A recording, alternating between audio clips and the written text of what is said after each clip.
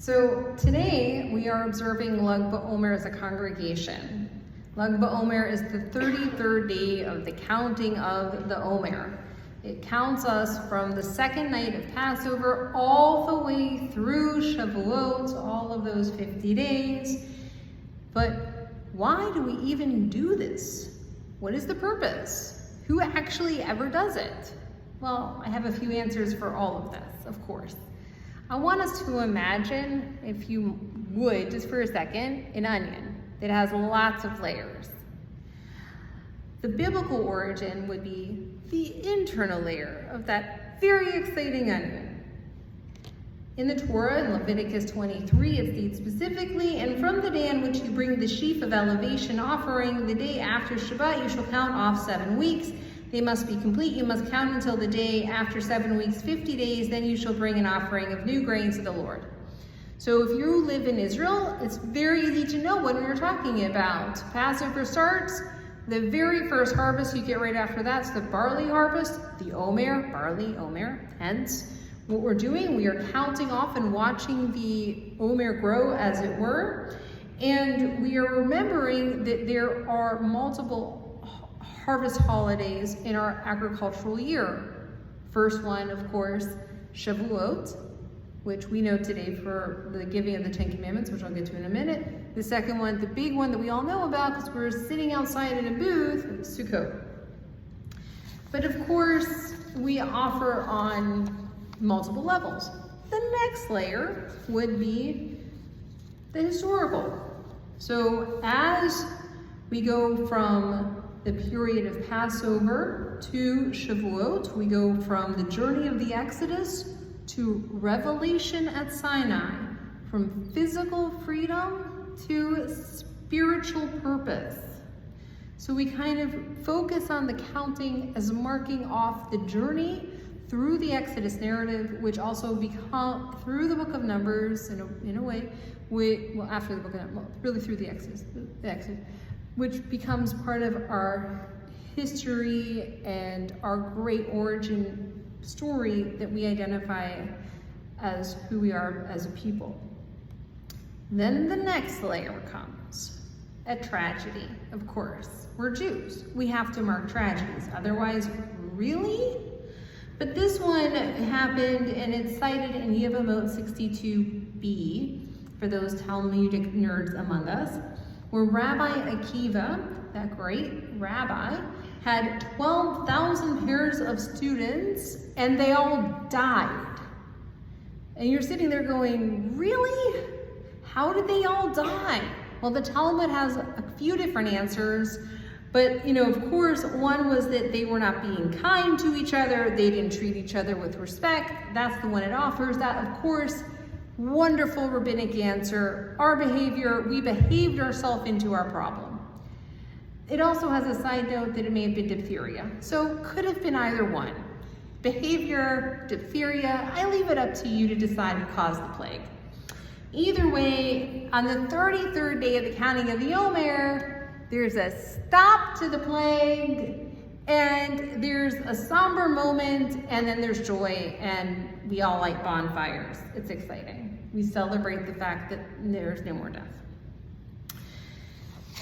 And by the way, if you were curious, between the first day of the counting of the Omer and the 33rd, historically, really, and we'll get into it too, we recall that suffering and all of that happened, and there's usually less weddings in a traditional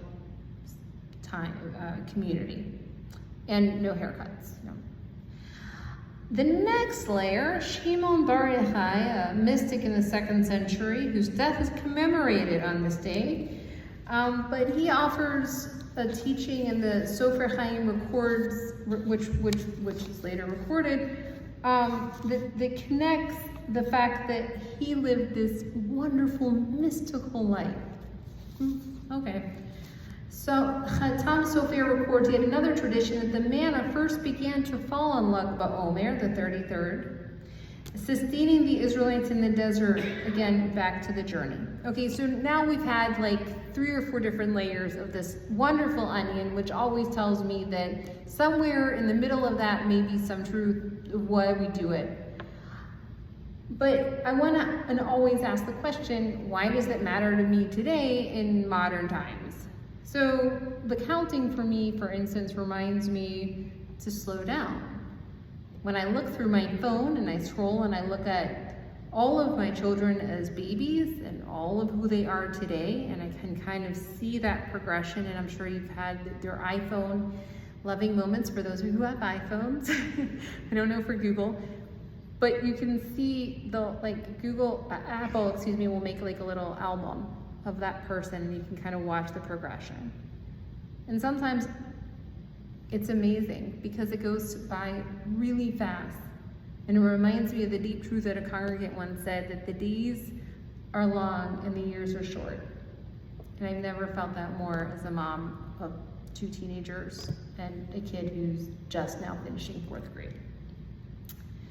The second story of Rabbi Akiva again offers a powerful warning of communities fracturing by disrespecting one another, a lesson that I think abounds today, especially with all of our fractured society. That we need to respect each other, and the Talmudic mentioned that diphtheria may have caused it, so science may also have a role to play. Let's respect that too.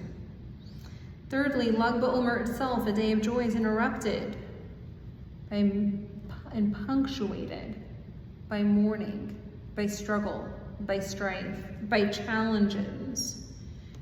And that despite Rabbi Akiva being the great scholar that he was, he still struggled and had to live in the human world, the mundane world, the sticky space where you can't just curl yourself up into a library, shut yourself off, but it forces you to participate with others.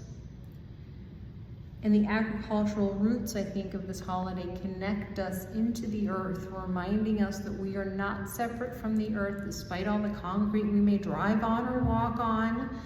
We are a part of the planet itself, one and the same. And so as we continue our count from Passover to Shavuot, right before we go and enjoy some amazing margarita mix, and thank you, Benji, and some sangria, I invite us to think about all of the transition moments in our lives. How do we count our days? Do we honor them? Do we treat each other with compassion and kindness, and most importantly, with respect? Do we take the time to find moments of joy even in times of difficulty? Do we relate to the world around us? And are we grateful for the earth, which feeds us and sustains us?